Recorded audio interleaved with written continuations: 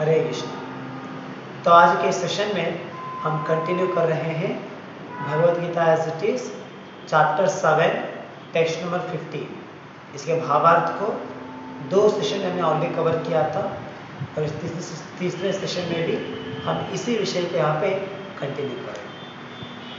तो इस श्लोक में हमने देखा है अभी तक भगवान ने हमें समझाया था कि इस प्रकार समाज के 4 प्रकार के लोग जो कभी भगवान के शरण नहीं जाते हैं, जो कभी भगवान के शरण स्वीकार नहीं करते हैं, उनके बारे में भगवान इस श्लोक में समझाते हैं। और भावार्थ में जैसे हमने 2 सेशन में देखा, पिछले 2 सेशन में प्रभुपाद ने इसके बारे में इंट्रोडक्शन देते हुए उसके बाद में ये जो 4 वर्ग हैं उनमें से पहला वर्ग के बारे में हमने कल अभी तक सुना है। जैसे एक मूढ़ा और फुलिश पर्सन, किस प्रकार से उनके लक्षण होते हैं, क्यों वो कभी भगवान के शरण में नहीं जाते, ये सभी विचार हमने अभी तक कवर किया। तो आज के सेशन में हम ये सेकेंड पॉइंट या दूसरे वर्ग जिसे दुष्कृत्य न कहते हैं, उनमें से दूसरे वर्ग जो है उनके बारे में डिटेल में समझने का प्रयास करेंगे। तो जैसे भगवान कहते हैं कि 4 प्रकार के लोग भगवान के शरण में नहीं जाते, तो उनमें दूसरे वर्ग के लोग आते हैं जिन्हें कहा जाता है नराधमा। नराधमा मतलब प्रभुपाद प्रारंभ में उसका अर्थ समझते हुए हमें कहते हैं नरा मतलब ह्यूमन बीइंग, मनुष्य। बाद में अधमा, अधमा मीन्स वेरी लोएस्ट, सबसे नीचे स्तर में रहने वाला।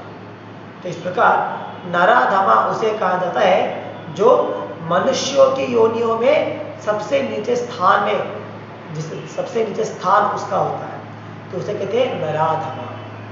तो इसे समझने के लिए प्रभुपाद आगे एक्सप्लेन करते हैं। जैसे शास्त्रों के द्वारा हमें समझ में आती है कि इस पूरी भौतिक संसार में सब कुल मिला के 84 लाख स्पीशीज, इस प्रकार के जीव यहाँ पे हम देख सकते हैं।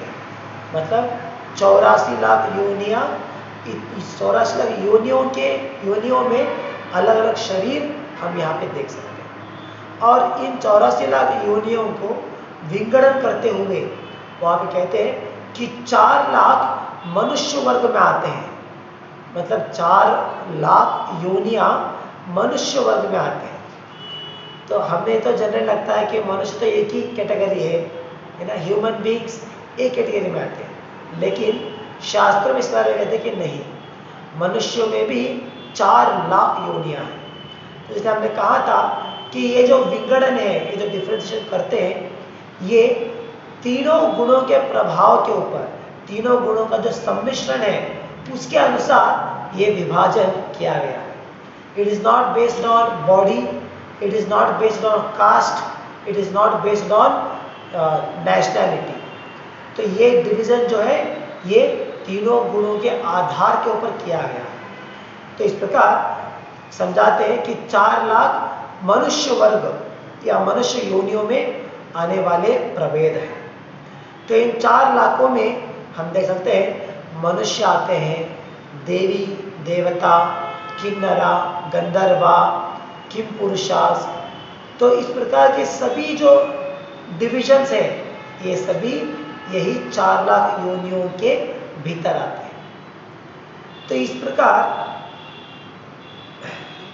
प्रकार ये जो 4 लाख योनियां हैं, यहाँ पे प्रभुपाद कहते हैं कि मोस्ट ऑफ देम, ज़्यादा से ज़्यादा वर्ग जो है वो नॉन सिविलाइज्ड कैटेगरी में आते हैं, जैसे सिविलाइज्ड और नॉन सिविलाइज्ड। तो इन 4 लाख प्रभेदों में, मतलब 4 lakh variety of human beings में मोस्ट ऑफ देम, ज़्यादा से ज़्यादा वर्ग जो है वो नॉन सिविलाइज्ड वर्ग में ही आते हैं, अनागरिक वर्ग में। तो सिविलाइज्ड मतलब क्या है? हमारी अगर हम आधुनिक भाषा के अनुसार देखेंगे तो आधुनिक भाषा के अनुसार हमारी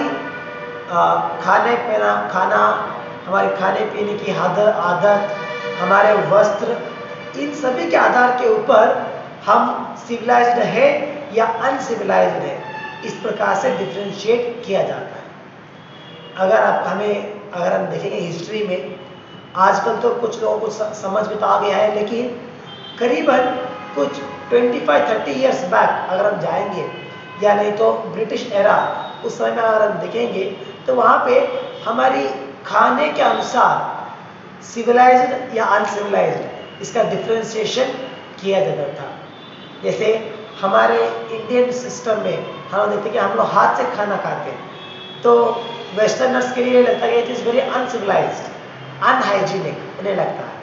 तो आज के समय में तो थोड़ा इसकी बहुत जानकारी आ जाती है लोगों को, लेकिन कुछ सालों से पहले अगर हम देखेंगे तो लोगों के मन में ये विश्वास था कि जो सिविलाइज्ड है और जो अनसिविलाइज्ड है, ये दोनों हमारी आदतों के ऊपर यहाँ पे डिवीज़न किया जाता था। लेकिन शास्त्रों में जब ये 4 लाख योनियों पर डिवीज़न करते हुए वहाँ पे ये डिफ्रेंशिएट करते हैं, तो ये हमारे शरीर के आधार के ऊपर नहीं है, हमारी आदतों के आधार के ऊपर ये डिफ्रेंशिएट नहीं किया जा रहा, बल्कि वहाँ पे समझाते हैं कि जिस प्रकार हमारी जो सोच है, हमारी जो कॉन्शियसनेस है, हमारी कॉन्शियसनेस कितना आगे पहुँचा है, कितना प्रोग्रेसिव बना है, उसके आधार के ऊपर हम सिविलाइज्ड है या नहीं, ये बात समझाया जाता था।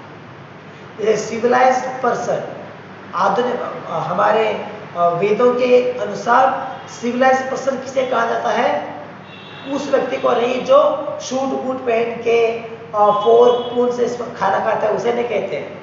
ये उसके आधार के ऊपर नहीं है, बल्कि जो व्यक्ति अपने कॉन्शियसनेस को बढ़ाता है, इम्प्रूव करता है और उसके साथ मनुष्य जीवन का उद्देश्य पूरा करने का प्रयास करते हैं, तो उन व्यक्तियों को कहता है सिविलाइज्ड पीपल। इस प्रकार यहाँ पे हम देख सकते हैं, प्रभुपाद हमें आगे समझाते हैं कि इन 4 लाख वर्ग में जो 4 लाख मनुष्य योनियाँ हैं, उनमें से ज़्यादा तो अनसिविलाइज्ड है, और जो थोड़ी बहुत सिविलाइज्ड है, उन सिविलाइज्ड पॉपुलेशन में या उन सिविलाइज्ड मनुष्यों में हम देख सकते हैं उनके पास सोशल, पॉलिटिकल और रिलीजियस इसके लिए कुछ रेगुलेशंस हैं।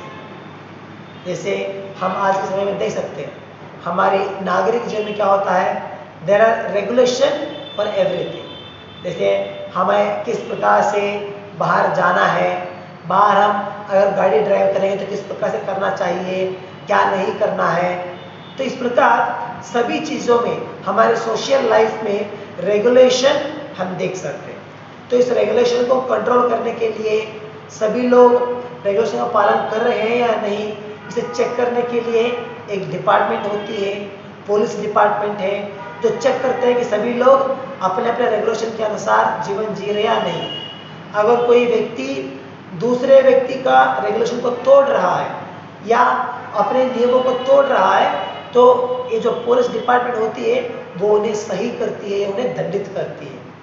तो इस प्रकार एक सोशल लाइफ में हम इस बार रेगुलेशन को देख सकते हैं। तो सिविलाइज्ड जीवन जो है, नागरिक जीवन जो है, वहाँ पे रेगुलेशन उसका अविभाज्य अंग है, उसका एक महत्वपूर्ण पार्ट होता है रेगुलेशंस। तो जैसे हमारे कुछ यंगस्टर्स सोचते हैं that freedom means what, there should be no restriction. तो इसे फ्रीडम नहीं कहा जाता है, इसे स्वतंत्र नहीं कहा जाता है, जहाँ पे कुछ भी रिस्ट्रिक्शन नहीं है, उसे कहा जाता है स्वेच्छाचार। सो इट इज नॉट स्वतंत्र। तो स्वतंत्र मतलब क्या होता है, there are rules and regulation, there are restrictions, तो उसे कहते हैं इंडिपेंडेंस या स्वतंत्र। तो इसी प्रकार सिविलाइज्ड ह्यूमन बींग्स या नागरिकता में हम क्या दे सकते हैं, देयर आर रेगुलेशंस, हर चीज के लिए कुछ रेगुलेशन होती है। तो इस प्रकार प्रभुपाद यहाँ पे कहते हैं the civilised human beings are those who have regulated principles of social, political and religious life. Those who are social and political developed but who have no religious principles must be considered as नराधमास। तो इस प्रकार नागरिक जीवन में क्या होता है, हर एक पहलू पे हमें रेगुलेशंस, नियम देख सकते हैं। लेकिन जब एक सिविलाइजेशन के अंदर सोशल लाइफ के लिए भी रेगुलेशन है, उनकी पॉलिटिकल लाइफ के लिए या पर्सनल लाइफ के लिए, इन सभी चीज़ों में रेगुलेशन देख सकते हैं। लेकिन धर्म के लिए कुछ में रेगुलेशन नहीं है या धर्म की कोई परिकल्पना उनमें नहीं है, तो उन्हें कहा जाता है नराधमा। नराधमा क्योंकि वो मनुष्य वर्ग में तो आते हैं, मनुष्य वर्ग के इन 4 लाख योनियों में तो आते हैं, लेकिन इन 4 लाख योनियों में सबसे नीचे स्तर पे उनका स्थान है, इसलिए उन्हें नराधमा कहा जाता है। सबसे नीचे स्तर पर उनका स्थान क्यों होता है? क्योंकि वो आध्यात्मिक विचारों में उन्हें कोई भी रेगुलेशन नहीं है, आध्यात्मिक विचारों की कोई परिकल्पना उनके पास नहीं है, तो इसीलिए उन्हें सबसे नीचे स्तर पे निकाला जाता है।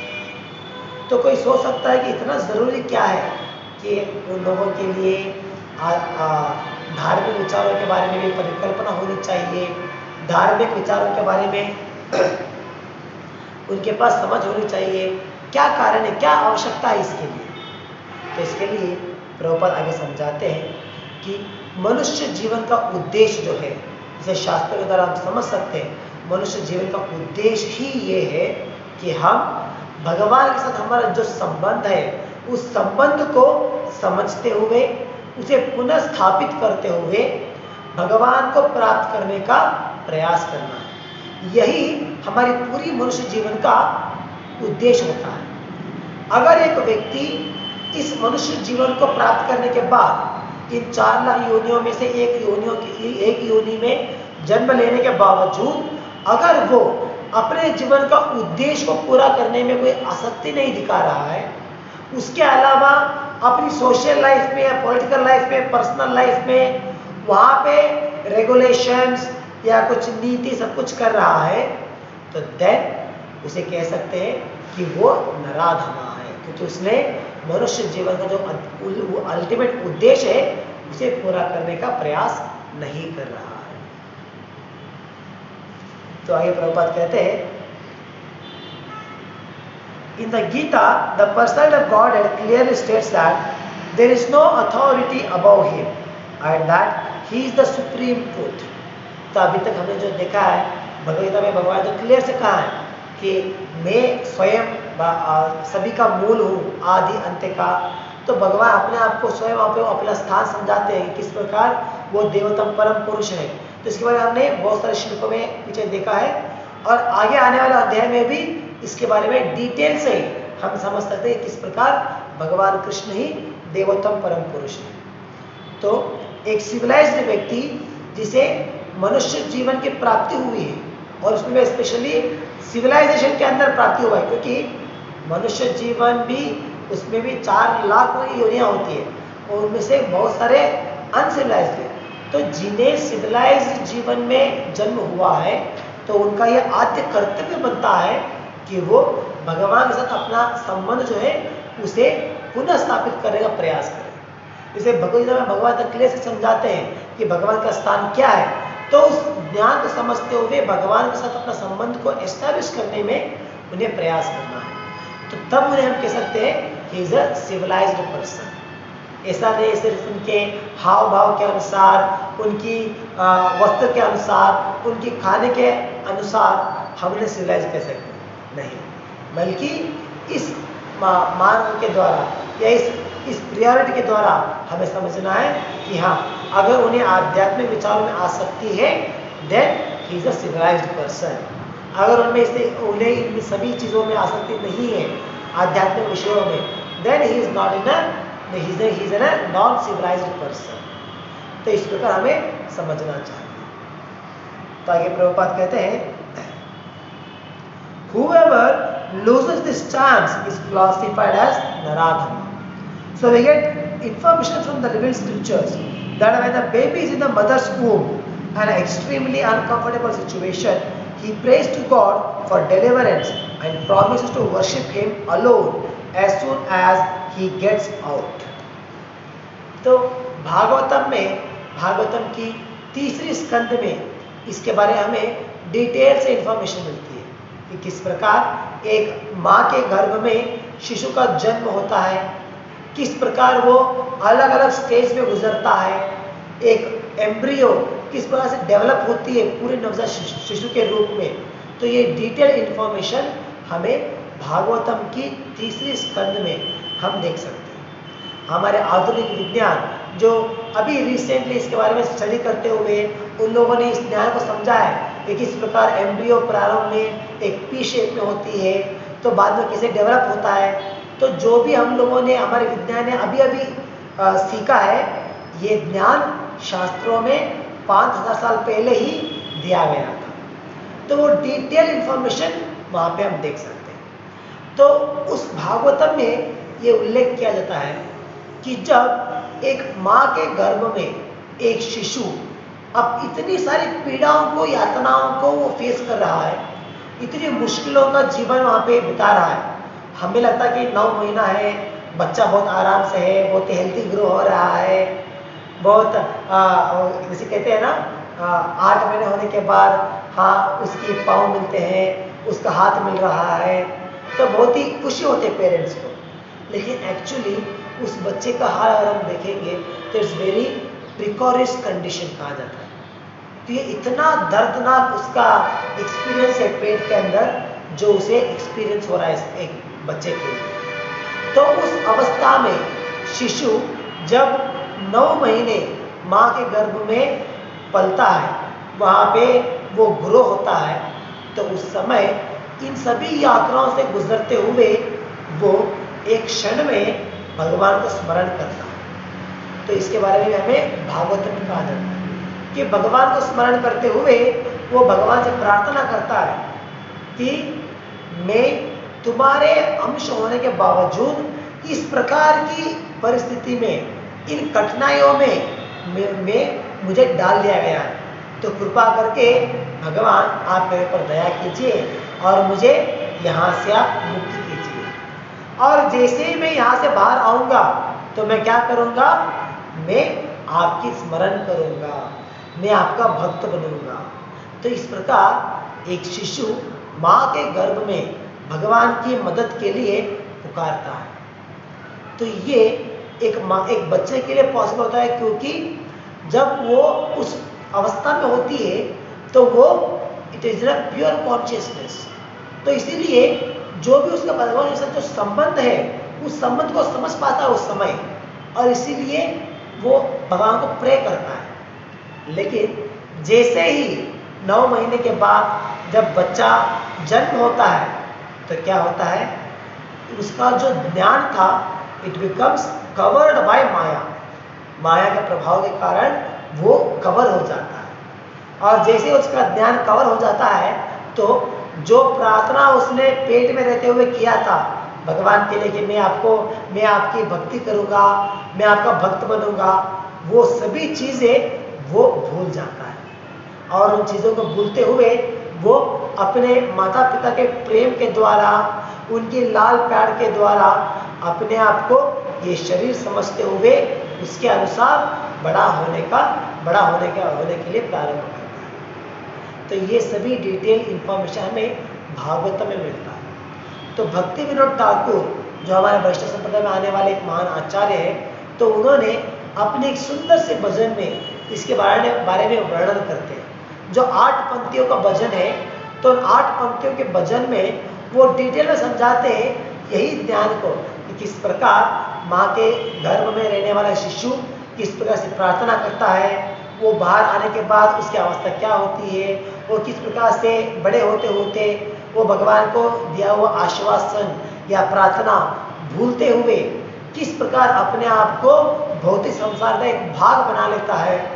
तो ये सभी भक्तिविनोद ठाकुर ने अपने एक सुंदर सी भजन भूलिया तुम्हारे, उस भजन में उन्होंने इसके बारे में डिटेल से दिया है। तो इस प्रकार हम समझ सकते हैं कि जब एक जीव जन्म लेने से पहले भगवान का ही अंश है, भगवान की दास है, लेकिन जन्म लेने के बाद इस माया के अज्ञान के कारण अपने अस्तित्व को वो भूल जाता है। तो इस प्रकार अपने अस्तित्व को भूलते हुए अपने आप को ये शरीर समझते हुए अपनी भौतिक जीवन में आसक्ति दिखाता है। तो मनुष्य जीवन का जो उद्देश्य है वो उसे भूल गया है।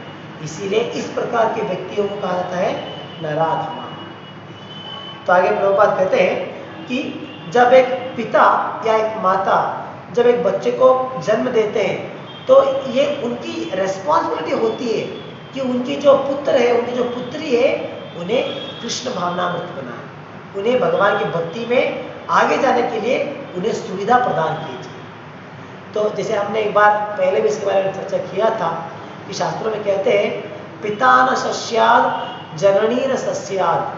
अगर एक व्यक्ति पिता बनना चाहता है या कोई एक स्त्री माँ बनना चाहती है तो उन्हें चेक करना पड़ेगा कि जो उनके डिपेंडेंट है क्या वो इतने समर्थ है कि उन्हें अपने डिपेंडेंट्स को भगवान की भक्ति में आगे जाने के लिए वो सही रास्ता दिखा सके। अगर वो समर्थ है only then they can become parents, वरना अगर उनमें ये क्षमता नहीं है तो उन्हें पेरेंट्स ही नहीं बनना चाहिए। तो इस प्रकार हमें कहते हैं कि हमें गुरु नहीं बनना है, एक पति नहीं बनना है, एक माँ नहीं बनना है, एक पुत्र नहीं बनना है। अगर हमारे पास इस सामर्थ्य नहीं है कि हम तो जो भी हमारे ऊपर डिपेंडेंट होते हैं, अगर हम उन्हें भक्ति के मार्ग में आगे नहीं ले सकते तो हमें उस स्थान को स्वीकार ही नहीं करना चाहिए। इसका मतलब क्या है कि वो स्थान इतना रिस्पॉन्सिबल पोस्ट है। एक माँ बनना, एक पिता बनना, एक गुरु बनना या एक पुत्र बनना, ये इतनी रिस्पॉन्सिबल पोस्ट है जहाँ पे एक जवाबदारी होती है, रिस्पॉन्सिबिलिटी होती है जिसे हमें निभाना होता है। तो इसीलिए जब एक शिशु माँ के गर्भ में होते रहते हुए इस प्रार्थना करते हुए भगवान से प्रेयर करते हुए जन्म तो लेता है, लेकिन माया के प्रभाव के कारण वो अपने प्रार्थनाओं को भूल जाता है। तभी ये माता पिता का कर्तव्य बनता है कि वो उस शिशु को भगवान की भक्ति में आगे बढ़ने के लिए प्रेरणा करें, उसे सही रास्ता दिखाइए और साथ में उसे भक्ति में आगे जाने के लिए या भगवान के साथ जो उसका संबंध है उस संबंध को पुनः स्थापित करने के लिए सभी अवसर उसे प्रदान किया जाए। तो it is the duty of the guardians of the children. तो प्रभुपाद यहाँ पर आगे समझाते हैं, इसीलिए शास्त्रों में हम देख सकते हैं हमारे वैदिक समय में जो संस्कार दिए जाते थे पुत्र के लिए या पुत्र के जन्म होने से पहले से जो भी संस्कार दिए जाते हैं जिसे कहते हैं दशविध संस्कार, तो इतने इम्पोर्टेंट है क्योंकि इन संस्कारों के द्वारा हम हमारी इस वर्णाश्रम धर्म के पालन करते हुए उसके द्वारा भगवान की भक्ति करने के लिए या भगवान को समझने के लिए हम उस मार्ग में आगे बढ़ते हैं। तो इसीलिए वर्णाश्रम धर्म के अनुसार ये दशविध संस्कार जो है वो जरूरी माने जाते हैं। तो इन संस्कारों का पालन करते हुए जब एक माता एक पिता अपने पुत्र को सही रास्ते पर लेके आते हैं, सभी संस्कारों का पालन करते हुए, then he can be a devotee of the lord. तभी वो एक नागरिक के रूप में, एक सिविलाइज्ड फॉर्म के रूप में भगवान को समझने के लिए या धर्म के मार्ग में आगे जाने के लिए प्रयास कर सकता है। तो ये पॉसिबल होता है जब हम उन्हें सभी प्रकार के संस्कार प्रदान करते हैं। संस्कार मतलब जैसे कि गर्भधान संस्कार हो सकता है या अन्नप्राशन संस्कार या नहीं तो उपनयन संस्कार। तो ये सभी इस प्रकार के दशविध है, 10 वैराइटीज है उसमें। तो इस प्रकार संस्कार के द्वारा हम उन्हें भगवान की भक्ति करने के लिए प्रेरित कर सकते हैं। लेकिन प्रभुपाद यहाँ पे कहते हैं आगे कि आज के समय में आधुनिक जीवन में हम देख सकते हैं कि पूरी विश्व में किसी भी देश में अगर आप देखेंगे तो ये सब कुछ फॉलो नहीं किया जाता। इवन इन इंडिया, भारत में भी जहाँ पे वैदिक ज्ञान का मूल है, तो यहाँ पे भी आधुनिक जीवन का प्रभाव इस प्रकार से पड़ा है हम लोगों के ऊपर कि हम भी ये संस्कार जो भी है इसका पालन नहीं करते। इसीलिए प्रभुपाद कहते हैं in the current situation 99.9% of the population are classified as naradhamas. तो बहुत ही कम वर्ग है या बहुत ही कम लोग हैं जो आध्यात्मिक जीवन में आसक्ति रखते हैं, और जो लोग आध्यात्मिक जीवन में आसक्ति ना रखते हुए सिर्फ अपनी सोशल लाइफ में या पॉलिटिकल लाइफ में एंगेज है, बिजी है, तो उन्हें ही कहा जाता है नराधमा। तो इसी डेफिनेशन के अनुसार प्रभुपाद समझाते हैं कि 99.9% ऑफ द पीपल आर नराधमास। तो इसके द्वारा हम समझ सकते हैं कि कितने लोगों को भगवान के बारे में आसक्ति है, आध्यात्मिक विचारों के बारे में आसक्ति है, ये हम यही इसी कैलकुलेशन के द्वारा समझ सकते हैं। तो आगे प्रभुपाद कहते हैं, जब पूरा संसार इस प्रकार की पॉपुलेशन से भर जाता है, जो नराधमा होते हैं, जो भगवान की भक्ति में आसक्ति नहीं दिखाते, तो क्या हो जाएगा, परिस्थिति क्या होता है। प्रभुपाद कहते हैं उस समय the whole population becomes naradhamas, naturally all their so-called education is made null and void by the all-powerful energy of the physical nature। तो इस प्रकार पूरा जो पॉपुलेशन है वही इस प्रकार के अज्ञान में जा रहा है, तो क्या होता है, उनकी सभी जो भी प्लानिंग, उनकी जो भी बुद्धि है, एजुकेशन है, डिग्री है, it becomes actually of no value, उसका कोई अर्थ ही नहीं होता है, उसका कोई मूल्य नहीं होता। तो भगवान की जो बहिरंग शक्ति है, माया, उसके प्रभाव में आते हुए उनका जो भी ज्ञान है वो एक्चुअली अज्ञान ही रहता है। तो आगे प्रभुपाद कहते हैं, according to standard of the Gita, a learned man is he who sees on equal terms the learned brahmana, the dog, the cow, the elephant and the dog eater. तो भगवद गीता के स्टैंडर्ड के अनुसार हम समझ सकते हैं कि एक लर्नेड पर्सन, एक बुद्धिमान व्यक्ति किसे कहा जाता है, जो एक ब्राह्मण को, एक श्वपचा, एक कुत्ते को, और एक हाथी, और एक मांस को खाने वाला व्यक्ति, इन सभी लोगों को बराबर से देख सकता है, जिसके पास वो आध्यात्मिक दृष्टिकोण है, जिस दृष्टिकोण के द्वारा वो इन शरीरों को नहीं देख रहा है, बल्कि शरीर के अंदर रहने वाली आत्मा को देख रहा है। तो इस ज्ञान को रहने वाले व्यक्ति को वहां पे कहा जाता है एक पंडिता। तो भगवद गीता के 4th चैप्टर में भगवान ने इस विषय को कहा था, पंडिता समदर्शिना। तो इस प्रकार के इक्वल विजन उस पंडित में हम देख सकते हैं। तो ये तभी पॉसिबल है जब वो लोग आध्यात्मिक विचारों में आसक्ति रखते हैं। अगर जैसे यहाँ पे प्रभुपाद ने कहा है पीछे कि जो नराधमा पॉपुलेशन बढ़ जाता है, तो क्या होगा, उन्हें आध्यात्मिक विचारों में आसक्ति नहीं होगा, तो उस समय उनका जो भी ज्ञान है, जो भी उनकी एजुकेशन है, it is actually has no value. तो यही आज के इस मॉडर्न जगत में हम देख सकते हैं, जहाँ पे लोगों के पास बड़े बड़े डिग्री है, मास्टर डिग्री, डबल डिग्री, सब कुछ उनके पास है, लेकिन एक जीव के अंदर रहने वाले आत्म की ज्ञान उनके पास नहीं है। इसीलिए वो लोग इतने बड़े बड़े डिग्री होल्डर्स होने के बावजूद वो किस प्रकार दूसरे जीवियों को मारते हुए उन जीवियों का अपने खाने के लिए, अपनी स्वाद के लिए उनका इस्तेमाल करते हैं।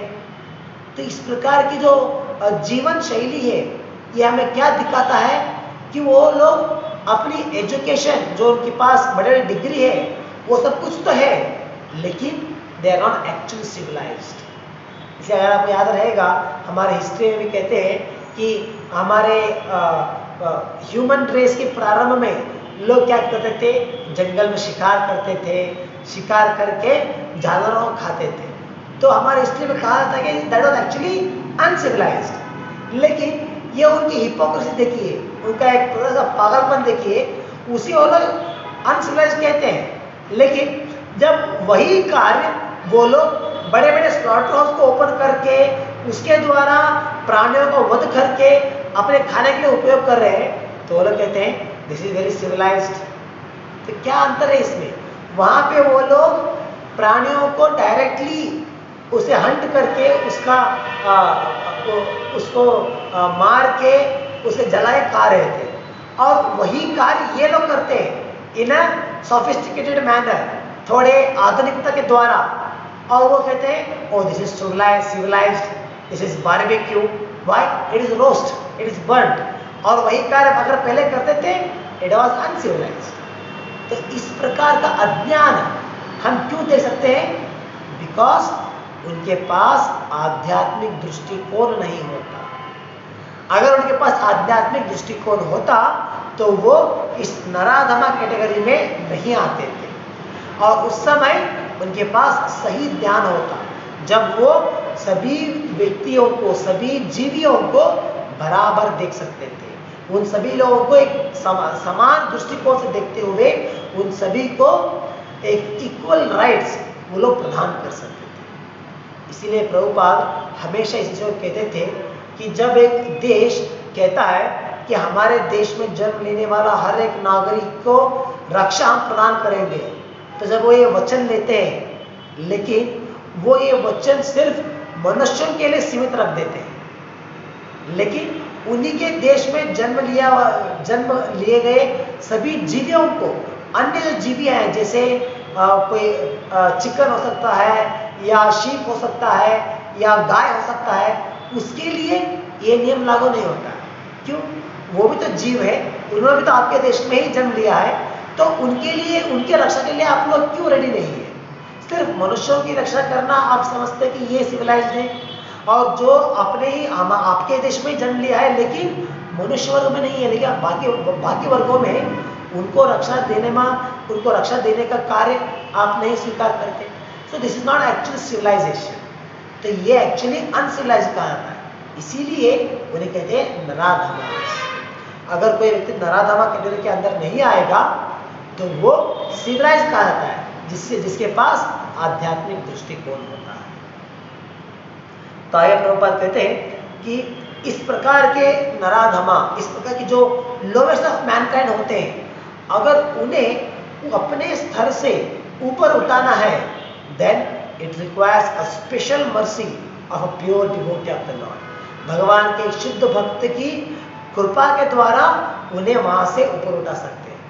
जैसे प्रभुपाद यहाँ पे एग्जाम्पल दे रहे हैं, जगाई और मदाई, जो दो ब्राह्मण के कुल में जन्म लेने के बावजूद सभी प्रकार के बुरे कर्म करने में लग गए थे, लेकिन नित्यानंद प्रभु उनकी कृपा उनके ऊपर होने के कारण, जब उन्होंने उनके ऊपर अपना कृपा दिखाते हैं तो उसके कारण से वो आगे जाके भक्त बन जाते हैं, सही प्रकार के पाप कार्य को त्याग देते हैं। तो ये एग्जाम्पल देते हुए प्रभुपाद समझाते हैं कि इस प्रकार की जो नराधमा कैटेगरी है, उन्हें अगर अपलिफ्ट करना है, then it requires a special mercy of the pure devotee. उसके अलावा ये पॉसिबल नहीं होगा, क्योंकि अगर हम उन्हें गीता समझाने के लिए जाएंगे, भगवान के बारे में सुनाने के लिए जाएंगे, they are not ready to listen. वो लोग सुनेंगे नहीं, उसे समझेंगे नहीं। इसीलिए तो भगवान यहाँ पे इस कैटेगरी को इन चार वर्गों में एक मानते हैं, जो एक कैटेगरी है जो कभी भी भगवान की शरण में नहीं जाते, भगवान के बारे में सुनते नहीं है, भगवान के बारे में कोई आसक्ति नहीं है, और आध्यात्मिक जीवन में कोई आसक्ति नहीं दिखाते, और भगवान की शरण में नहीं जाते। तो भगवान इसीलिए उन्हें इस कैटेगरी में डाल देते हैं। अगर उन्हें स्थान से उठाना है, then it's only possible by a pure devotee. नहीं तो नेचुरली या नॉर्मली अगर हम देखेंगे, they never surrender to supreme lord, क्योंकि उनका इतना ही मनुष्य वर्गों में सबसे नीचा उनका स्थान है। तो आगे प्रभुपाद कहते हैं, श्री चैतन्य महाप्रभु इन प्रोपोगेटिंग द भागवत धर्म और activities of the devotees has recommended that people submissively hear the message of the personality of God. The essence of this message is Bhagavad Gita. तो चैतन्य महाप्रभु हमारी इस संकीर्तन मूवमेंट के द्वारा जो चैतन्य महाप्रभु ने प्रारंभ किया था आज से 5 साल पहले, तो इसके द्वारा चैतन्य महाप्रभु ने सभी जीवियों के लिए, सभी मनुष्य वर्गों के लिए ये उन्होंने प्रेरणा दिया कि हमें भगवान के बारे में श्रवण करते हुए, जस्ट बाय हियरिंग प्रोसेस, श्रवण करते हुए हम अपने आप को अपनी इस नीचे स्थान से, जो हम ऑलरेडी फॉलन है, सबसे नीचे स्तर पे, उस स्थान से हम अपने आप को अपलिफ्ट कर सकते हैं, ऊपर उठा सकते हैं। तो इसके लिए एक मार्ग है, वो है श्रवण करना, भगवान के बारे में, भागवत के बारे में श्रवण करना, यही उसका एकमात्र उपाय है।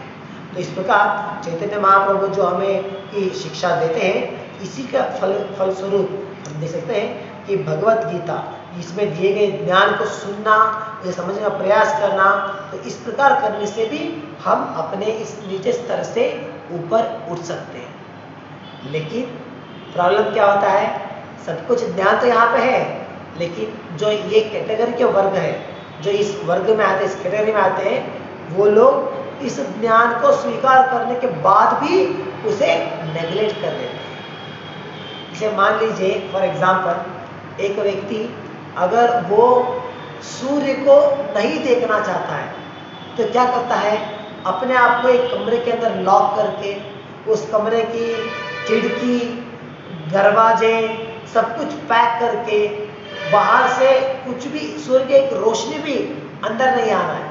तो इस प्रकार अपने आप को उस अवस्था में डालते हुए, उस अवस्था में आने के बाद जहाँ पे एक रोशनी भी नहीं आ रहा है सूर्य का, तो उस अवस्था में वो कहता है देयर इज नो सन, तो वहाँ पे एक सूर्य ही नहीं है। तो इस प्रकार की उनकी एक हैबिट होती है कि वो लोग ये समझने की उनके पास क्षमता है, लेकिन फिर भी वो इसे समझना नहीं चाहते। उनके पास इस ज्ञान को पाने की सुविधा है, लेकिन फिर भी वो इस ज्ञान को स्वीकार नहीं करना चाहते। तो इसीलिए भगवान कहते हैं they are naradhama, they never surrender to me. तो आगे प्रभुपाद कहते हैं unfortunately they even deny giving an oral reception to these messages, and what to speak of surrendering to the will of the Supreme Lord. So Naradamas, or the lowest of mankind, will fully neglect the prime duty of the human being. तो इस प्रकार इतनी सरल मार्ग के द्वारा, just by giving oral reception, सिर्फ श्रवण करने के द्वारा, इतना सरल है, इतना सरल मार्ग देने के बावजूद ये लोग आध्यात्मिक जीवन में आसक्ति नहीं दिखाते, भगवान को समझाने के लिए प्रयास नहीं करते। तो जब इतना सरल मार्ग दिया गया है, उसके बावजूद वो इसका इस्तेमाल नहीं करते हैं, तो वो किस प्रकार अपने इस मनुष्य जीवन का जो उद्देश्य है उसे समझ पाएंगे। अगर वो अपने मनुष्य जीवन का उद्देश्य को ही नहीं समझ पाते हैं, तो उसे पाने के लिए वो प्रयास कैसे कर पाते हैं।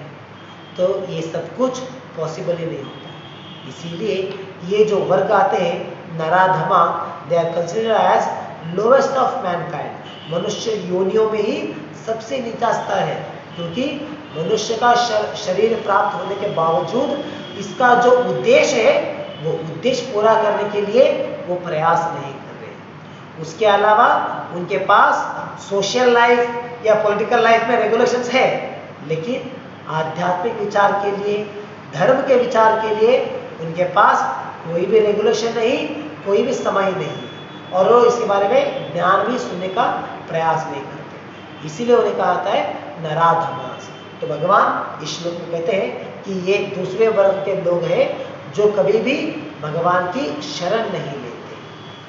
तो ये हो गया दूसरे वर्ग के बारे में। और जो अगले दो वर्ग हैं जो भगवान की शरण में नहीं जाने वाले, उन दोनों वर्ग के बारे में भावार्थ के अगली भाग में प्रभुपाद समझाते हैं, जिसे हम कल की सेशन में कवर करने का प्रयास करेंगे। तो यहाँ पर समाप्त करेंगे आज के लिए। ग्रंथराज श्रीमद् भगवद गीता की जय। जगत गुरु श्री प्रभुपाद की जय। हरे कृष्ण।